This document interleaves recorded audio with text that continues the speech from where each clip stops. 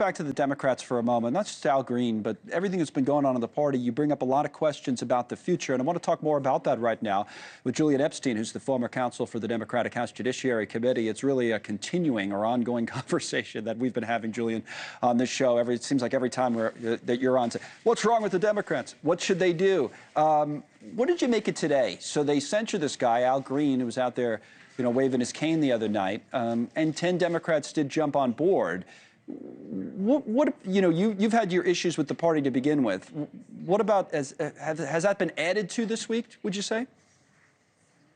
I think the stagecraft by the Democrats is really bad. You go back to the antics outside of the USAID, and then the protests on the floor, the Democratic members holding up placards like they're at an auction. They look petty, they look small-minded, they look like they're Debbie Downer. These kind of antics don't help anyone other than sort of maybe social media likes, and maybe helps them with their very insular group of supporters. But this is not helping. The Democrats have a fundamental problem here where the country is realigning towards Republicans, as you and I, Connell, have talked about. Mm-hmm. Only 31% of the public have a favorable view of Democrats. There are more Republicans than Democrats right now. By nearly 6 out of 10 voters, the public thinks that Trump is doing a better job than Biden.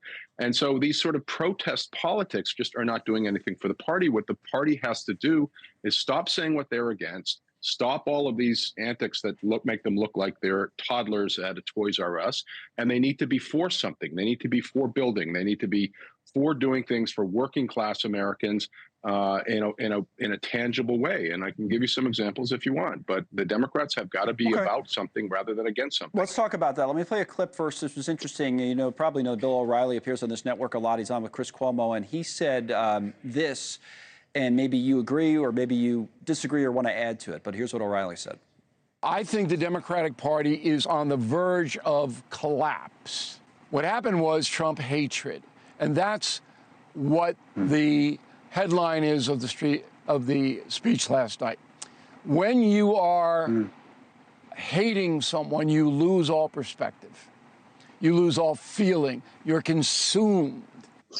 Is that how you see the party that you've worked with for so many years? I do. I mean, when I was working in the party, it was always about doing positive things. It was always about trying to expand the franchise in a meaningful way. And Democrats right now are associated with identity politics, which are very unpopular, with gender ideology, which is unpopular, with growing a welfare state when we're 36 trillion in debt, and managed decline on the global stage. And the Democrats have got to change by saying no to the groups that have sort of ideologically captured the party. And they've got to be, I think Bill O'Reilly's right. They've got, rather than announcing what they are against at every stage in the most polemical and strident terms, they have to say what they're for. For example, there's a lot of discussion today, Connell, on the Department of Education and sort of Trump having to backtrack on abolishing the Department of Education. This is an opportunity for the Democrats. What the Democrats should be saying on education, because we've seen on the report cards now from public schools, the massive failure of public education and the teachers' unions in the last 30 years. Reading proficiency and math proficiency is at about 30% right now, which is atrocious. What the Democrats should be saying, for example, in education right now, is we are committed to universal child literacy by the age of 14. If you want to do something on race relations, playing a bigger role, I would assume, than what the Republicans say, because that's kind of the ideological argument.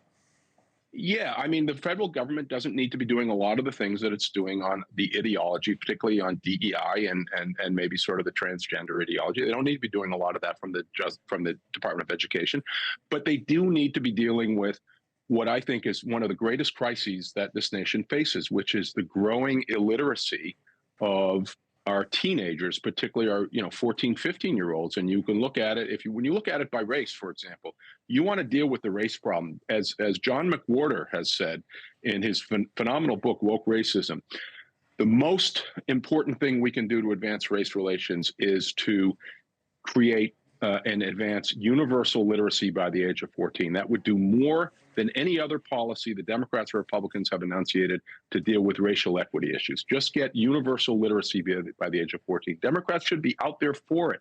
They should be pounding the drums on it. It could be done in a cooperative spirit with federal and state governments, but they don't do that.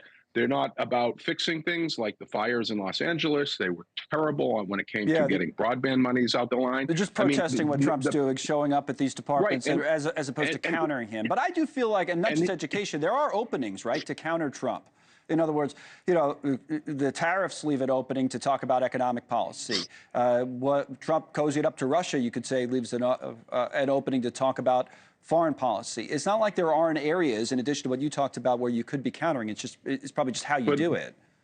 But listen to what you're saying, Connell. You're saying that the Democrats should be identifying themselves. Their identity should be what they're opposed to Trump on. Well, I'm saying coming up with counter proposals on those ideas, but counter proposals. But that's the point. The Democrats, all they do is they protest and they try to display their moral superiority by saying Trump as is a opposed bad to person. leading on an issue.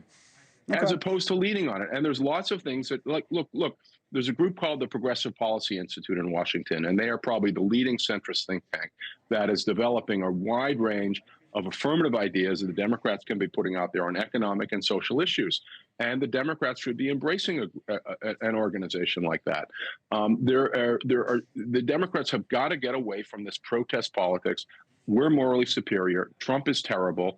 And we're just going to find things that we don't like and tell the public we don't like Trump. That's not working. In the same way calling Trump a Nazi never worked. Democrats have to be for an affirmative agenda. Thanks so much for watching. Just go to joinnn.com to find News Nation on your television provider. And don't forget to click the red subscribe button below to get more of News Nation's fact-driven, unbiased coverage.